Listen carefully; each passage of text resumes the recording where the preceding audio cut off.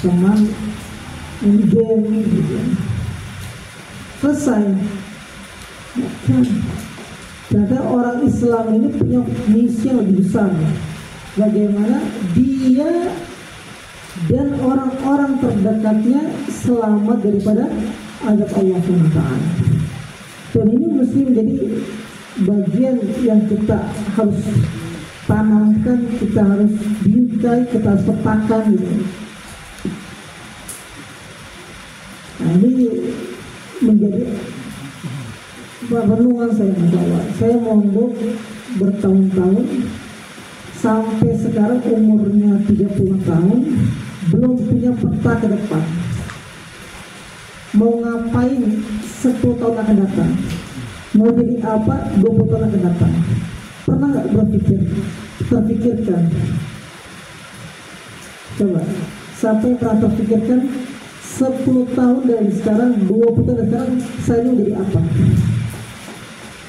Dulu kan kita kecil selalu bahasanya cita-cita. Cita saya menjadi dokter, pegawai, jadi polisi, lain gitu.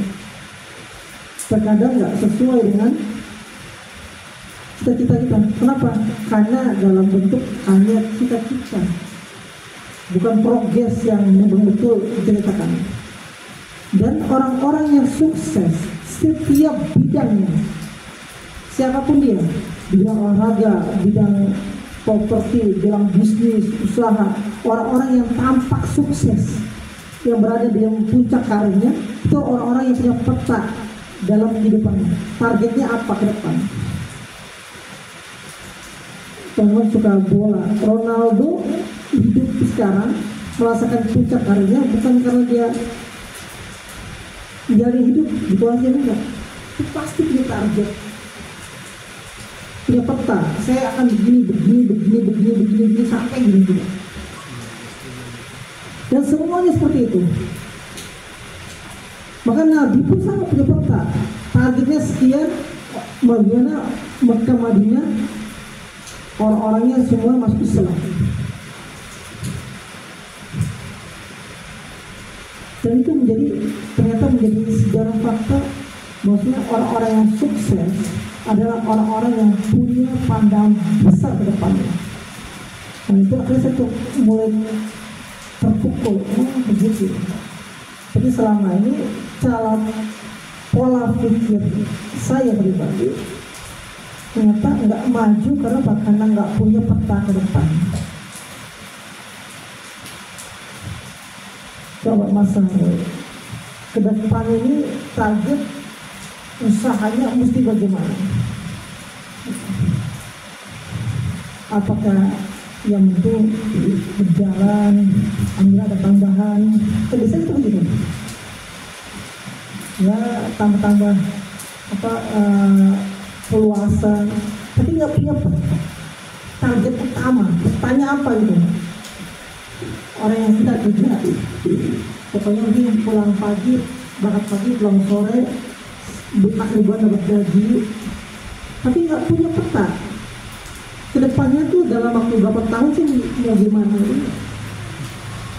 Akhirnya apa? Orang-orang yang seperti ini dia akan berjalan di tempat, dalam berjalan di tempat dan nggak punya motivasi besar dalam kehidupannya. Padahal Allah sudah menetapkan kita ini punya misi besar, menjadi apa? Khalifatun fil ardh. Menjadi apa? Menjadi khalifah, menjadi orang-orang yang punya kontribusi besar dalam kehidupannya. Apa tujuan saya? Alladzi khalaqal mauta wal hayata liyabluwakum ayyukum ahsanu amala. Allah ciptakan kita ini misi besar. Ayyukum ahsanu amala. Siapa yang paling baik amalnya? Siapa yang paling besar amalnya? Paling banyak amalnya? Gitu. Korelasi sama hadis Nabi, khairun nas man anfa'ahum min. Sebaik-baik manusia adalah orang yang paling banyak memberikan manfaat untuk orang lain. Kan gitu. Dan manfaatnya gimana? Setiap kita mungkin punya cara yang berbeda, pandangan untuk memberikan manfaat orang. Intinya apa? Manfaat. Ketika kita jadi orang Islam, menjadi Muslim, paham tentang kepribadian kita, jalurnya mau kemana, itu yang kita harus tentukan, kita kejar, bermanfaat untuk orang. Pebisnis, jadi pebisnis yang handal, pebisnis yang bisa memberikan kontribusi besar untuk Islam. Gitu. Menjadi ustadz yang betul-betul punya kontribusi besar untuk Islam. Menjadi intelektual yang betul-betul punya kontribusi besar untuk Islam. Kan gitu. Maka dia berkatakan ada 4 yang mesti kita siapkan dalam pribadi kita. 4. Pertama, terkait dengan intelektual. Jadi setiap kita Islam mesti cerdas dalam keilmuan.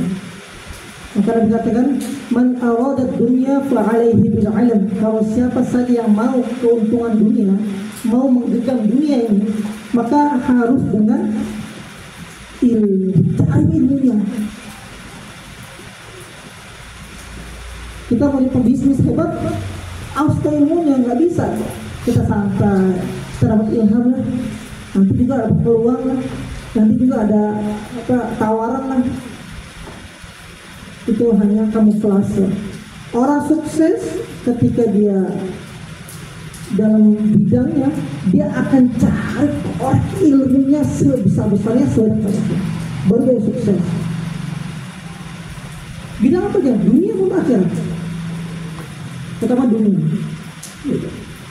Jadi sebilang tadi ada orang-orang, masya Allah, yang nggak kenal Allah tapi sukses dunianya banyak gitu. Kenapa? Itu pasti orang-orang yang punya track record, dia gali ilmu sebanyak-banyaknya.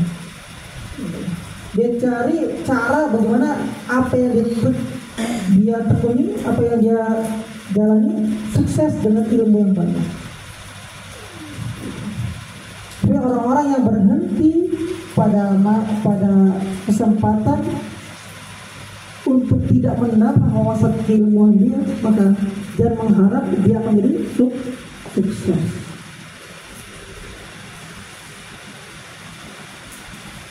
Nah sekarang gambar besarnya apa? Kita mau jadi apa dan akan memberikan apa untuk masa depan kita. Begitu juga waman arad al-akhirah fa alaihi bil ilm. Kalau orang ingin sukses akhiratnya, maka bagus bagi dia cari ilmunya. Bagaimana cara sholat yang benar, bagaimana cara ibadah yang benar, bagaimana cara muasyarah yang benar, gitu. Semua dicari bagaimana ilmunya. Dan orang tanpa ilmu ibarat orang berjalan di gelap tanpa cahaya, nabrak sana sini kan gitu. Kenapa? Karena dia nggak punya wawasan, nggak punya pengalaman, keilmuan dia, mau kemana dia akan berjalan, tabrak sana tabrak sini. Nah inilah alhamdulillah kita ini Internet ingin membeli itu. Dari mana? Dari kita yang masih muda itu. Kenapa? Karena peradaban siap manusia dimulai daripada anak mudanya. Anak mudanya bagus, anak mudanya cerdas, anak mudanya aktif, maka dipastikan peradabannya akan bagus. Ya, anak mudanya tidur, anak muda tenggelam, anak mudanya rusak, dan diharapkan ke depan dia menjadi generasi yang baik. Itu ya sudah cuma keluar. Itu sudah tua. Nah kita yang masih muda ini masih punya kesempatan besar untuk merubah lingkungan kita, merubah generasi kita 10 tahun 20 tahun ke depan. Nah kalau orang berpikir ngapain Ustaz pikir jauh-jauh banget gitu, udahlah nanti nggak bisa makan minum ini, bukan. Itu mah pemikiran orang-orang yang tidak punya masa depan yang jelas. Sedangkan kita orang Islam punya masa depan dunia kita mesti bagus, akhirat kita mesti bagus juga. Alhamdulillah kita di sini mulai sama-sama duduk. Nah, apa yang saya dapatkan dari pengalaman, dari ngaji, diskusi saya tentang keilmuan, saya akan berbagi dengan kalian semua. Kenapa? Saya di perenungan saya dan pikir saya ingin membuat suatu perubahan peradaban anak-anak muda yang punya skill kehidupan yang luar biasa dari segi dunia dan segi agama. Sekarang kita merasa belum kelihatan, tapi kalau kita punya target yang betul-betul jelas, lihatlah 10 tahun ke depan kalian akan merasakan betapa dahsyatnya apa yang kita pikirkan sekarang. Nah, Indonesia ada yang kamu dipikirkan, Indonesia diwujud karena ada yang memikirkan bagaimana Indonesia ini merdeka.